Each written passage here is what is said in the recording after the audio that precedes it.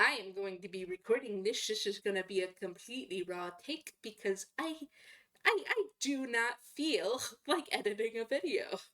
But I wanted to post this for Pride Month. Hi, my name is Poison Ashes. I am Aro-ish. I'm aromantic and asexual. And before we get into this video, something to know.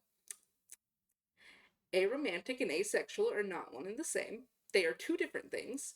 There's romanticality and sexuality. They are different, and that is something to remember in this video because we are going to be talking about what it means to be aromantic asexual.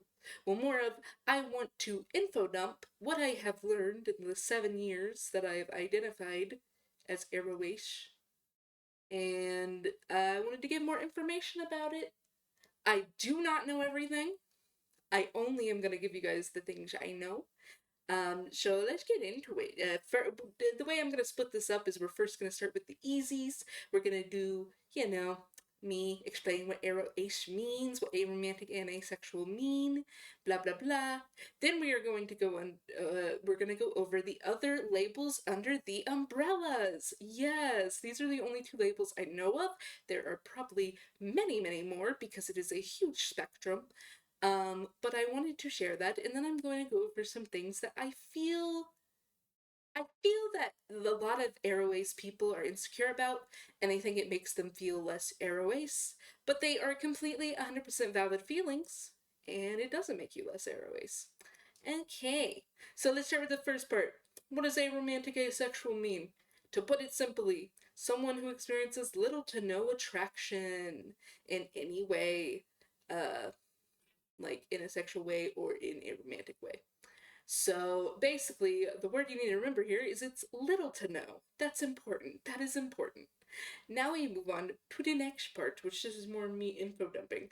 Let's talk about different labels. Now, I only know of two labels. These are the only two labels I know of that are under the aro-ace spectrum. However, they're under the umbrella. However, there are probably more. The LGBTQs grows every day. There are probably more. There's so many letters. I like all the letters, but the ones I'm going to talk about are ones that are a little obscure. You may not know about it, and it may be important for you to know, and you might identify with it. And then the other, people know, but they get it confused because I've explained it many times, and every time I explain it, people are like, "Isn't that isn't that normal?" I am copying a dude in VR chat who said that to me. He went, isn't that just normal? And yes, I said VR chat because I had to explain that I'm aroace so many times. I'd explain what that was. Oh my god, I never want to do it again. Anyways, so for this first label, I am going to have to, uh, God damn it, my cat wants out. You know what? It's one whole page. You want out, cat? Okay, there's your norm. Oh my. Anyways, back to what I was saying. I am not editing that out because I don't feel like it. Anyways, basically, I'm going to explain this label with an example because that is way easier than just giving you the thing because people don't understand. So let's start with this example. Say you are someone who made a friend all the way back in, say, middle school, and you're an adult now. This person, when you met them, was really cool. You guys hung out a lot. You guys are just friends. Like, you're just really close friends. And over the years, you have bonded, you've grown closer, you have grown a deep emotional connection to each other in a platonic way, like you're friends, like you're besties. And then all of a sudden, even though you had never felt it before with this person, you start to have a crush. That is what it means to be demi-romantic. So you have to have a very deep and meaningful connection with someone before you feel any sort of attraction to them. That is what being demi-romantic means. Demisexual, very similar but for different things. It's more of, for example, you could be dating someone and you probably never had any intimacy at all in your life with this person and you never thought about it. And then suddenly, after you grow a deep emotional bond with them, you want to think about it. You want that intimacy. That is basically what demisexual means. So very important. And this shows that airways people, they can in fact date. They can date people, they can like people, they can feel romance, just not like everyone else.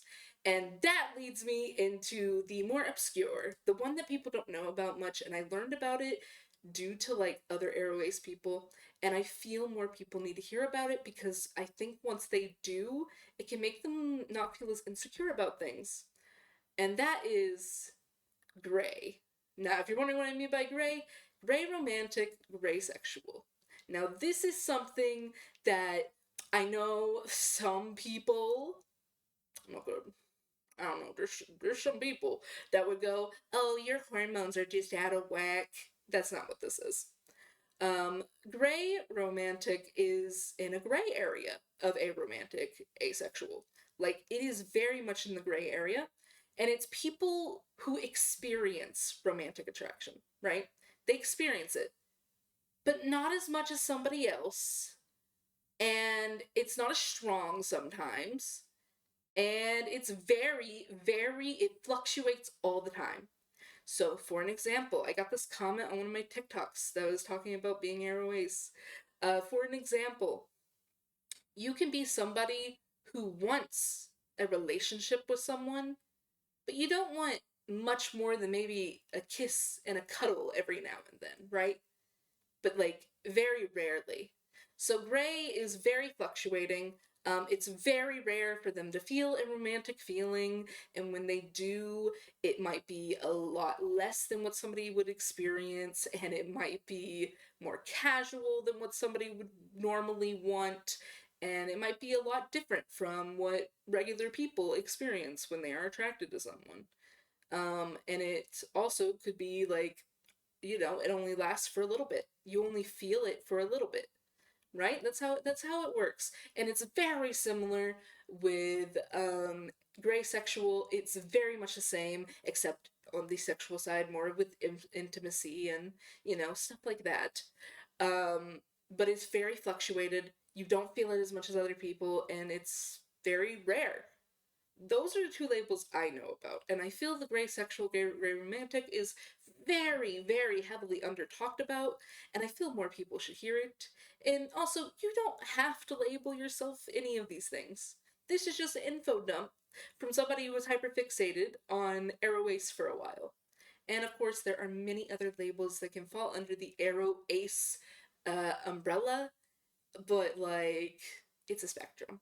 It's a spectrum. It is a spectrum. All right. And now to the part that I'm excited for, because I have a rant for you, or not a rant, but more of a thing to go, hey, you're valid. You are perfectly valid in how you feel, and you are not alone. So I'm going to start with the one that I feel needs to be talked about most, because I feel it is important. Often an arrow ace will be asked the question, aren't you lonely though? And yes, being arrow ace can be considered lonely if you have zero companionship. For example, if I didn't have my friends, I would be extremely lonely, but I have a friend group I've had since high school. They are always going to be there, and it makes my life easier. Now, the reason I bring this up is there are people who want a relationship that is closer than friends, but isn't romantic. They want a platonic relationship with somebody that might cuddle every now and then, but is mainly a very close friend to them, somebody they can trust, somebody who's like family, but more, but not romantic. And if you are wanting something like that, that is completely normal. You are human. Humans are social creatures. We need to socialize. Even if it's barely at all, if you're an introvert like me, you need to eventually socialize. It is very important to humans, and because we're social creatures, man. That's just normal. So if you're wanting something like that, yeah, that's normal. That is something though that should be discussed more. We should openly discuss that more with friends. Like with a best friend you're really close to. Discuss it with them. Like, and don't come off in a weird way, just like explain it properly. You don't want anything romantic. You just want someone that you know will be there on your side forever. And that is completely normal, and that doesn't make you any less arrow ace for wanting a companionship like that. Alright? And let's continue. There is also another thing that I think some people can be insecure about, and it's when they feel like they may be not giving enough for their partner. Here's the thing, all right? If you are with someone and you are aro ace and they know you are aro ace and they respect it, there is no issue. You are not keeping anything from them if they respect it. However, some people can lie. Some people can go, yeah, I'm fine with that, and then not be okay with that later. Sadly. But if you find a partner who heavily respects that you are aro ace, you are not a problem. If they have an issue, they need to communicate it with you. If they don't communicate it with you, that is literally on them, and don't feel like you have done anything less. They didn't communicate with you. That's their fault. That doesn't make you any less aro ace. Like, it doesn't make you any less aro ace being with someone. Being aro ace is a huge spectrum.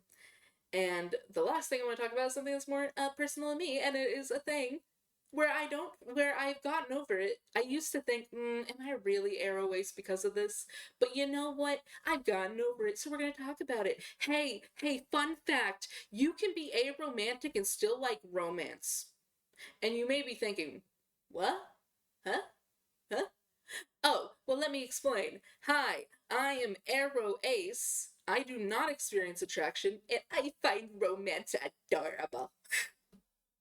I love anime and the cute slice of life romance animes. They're so cute. I love good romantic stories. I love, I love romance. Good romance. It's so cute.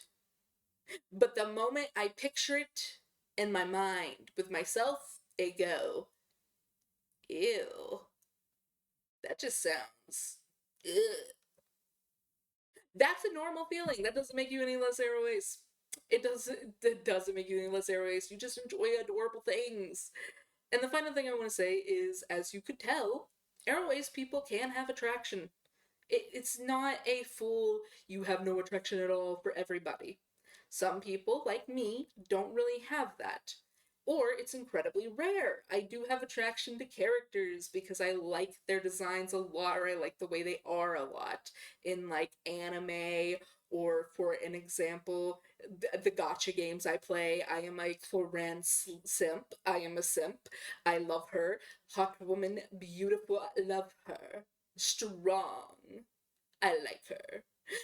So like I can still have those feelings, but it's not weird. It doesn't make you any less aro ace. You're still aro ace if you identify with any of the things I've talked about. I do say if you're looking for specific labels, I do feel it's very good to go on a rabbit hole dive. Go looking up aro ace, learn about it. Learn about it from other aro aces, because that is incredibly important.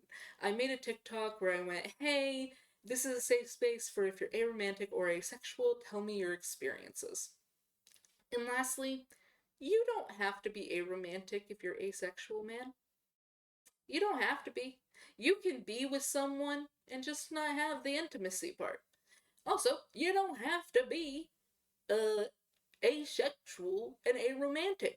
You can be someone who lacks all the want for romance and just really wants to be with people in an intimate way. That is perfectly fine. Anyways, that's all this was. I just felt like doing this. I'm incredibly sleep deprived, so this is a worse time to be doing it. But I wanted to post this video on Pride Month. I am going to be posting this the first, mainly because I don't feel aro ace is talked about enough, and we need to talk about it more. If you are someone online who is aromantic, asexual, or if you're someone who's asexual or you're someone who's aromantic, share your experiences.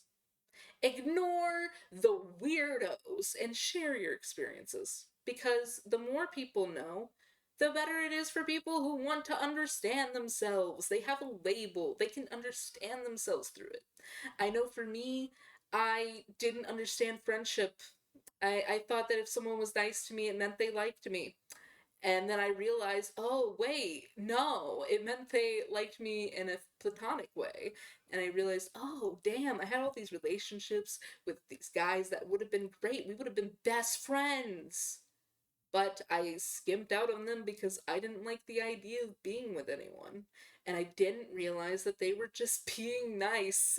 So you can be friends with people and a person can like you and then it's not romantic, blah blah blah blah blah.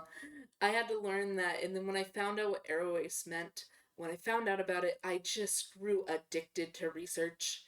And I started listening to other aroace share their story, and there are some big aroace people out there, such as a Minecrafter named Shovel. I know she is asexual, and then there is a wonderful, wonderful animator who is Aroace and has talked about it on her channel, Jaden Animations.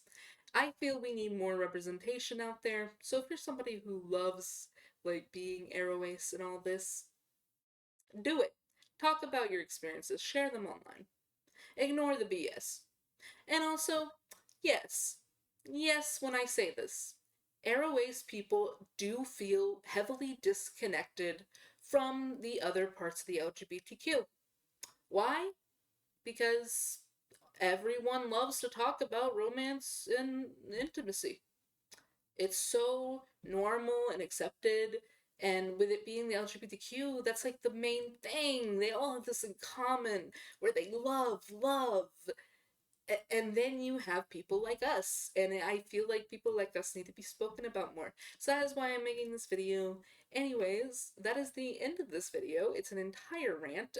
This is mainly a big old ramble. I do not feel like editing. I might go through and at least edit the closed captions, but this is the end of that video. That is all I wanted to say. Anyways, happy Pride Month and thank you.